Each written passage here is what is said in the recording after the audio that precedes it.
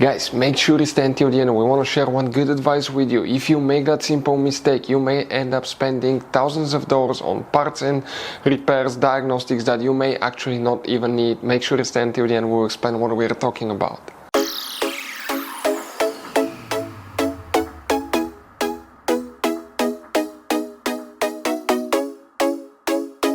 Hey guys, welcome back to World Mechanics. Thank you guys for watching and subscribing to the channel. Today will be super helpful video guys to any of you having Chrysler 300. We're talking about this generation right here from year 2014 to year 2024. If you have one of those guys, you need to find where the blind spot system fuse is located. If your blind spot does not work, always check that fuse. So that's what we'll be doing today. Let's start on it now.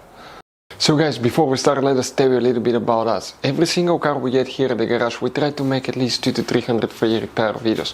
Why we guys do that? Because our mission in the shop is to save as much money as we can. All we need in return, please subscribe to the channel, like the videos, that way we can keep making these free videos.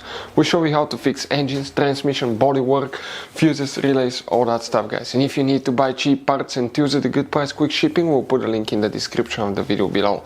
Guys, check out our YouTube channels. We have more than 15,000 free repair videos that can save you thousands of dollars in future repairs.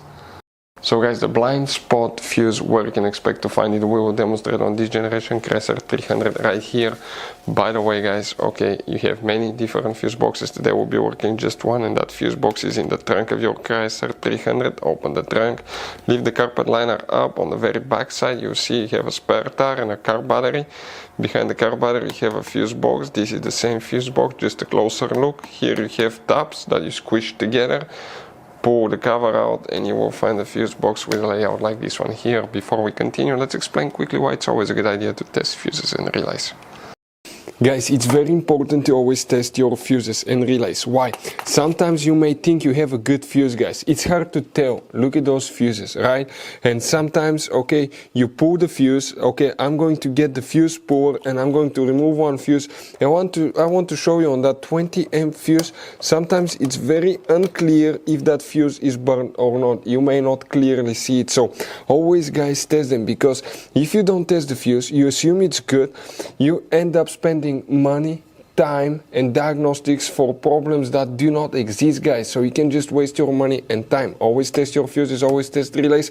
We will put links in the description of the video below where you can find, guys, a video for testing a fuse and testing a relay that will explain everything that you need to do. If you guys need to buy any parts, tools for your Dodge Ram, fuses, relays at a really good price, quick shipping, that way you do not waste money and time, we're going to put a link in the description of the video below for your convenience. Please check it out. So here guys, for the blind spot we need to check one fuse only. Now, this side of the fuse box is facing the front of your Chrysler 300. This is the rear, this is the driver passenger side. So we need to come to the rear left side. You see these fuses that you see right here, that's fuse 43, then 44. Fuse number 44, this is the one that you will need to check for the blind spot system if it doesn't work on your Chrysler 300. So guys, that generation Chrysler 300 has all kinds of different size of fuses, guys. You can see different fuses, relays, that's the engine fuse box, that's the trunk fuse box. Those could be really hard to find, some of them, guys. And if you're in the middle of nowhere, you need a replacement, you cannot get one, you may be stuck, guys. So we will recommend to buy some, put in the glove box for peace of mind, keep some spare ones. We'll put a link in the description of the video below where you can get them at a good price, quick shipping, that way you do not waste money and time. Hopefully the video was helpful, guys. Thank you for watching and see you next time.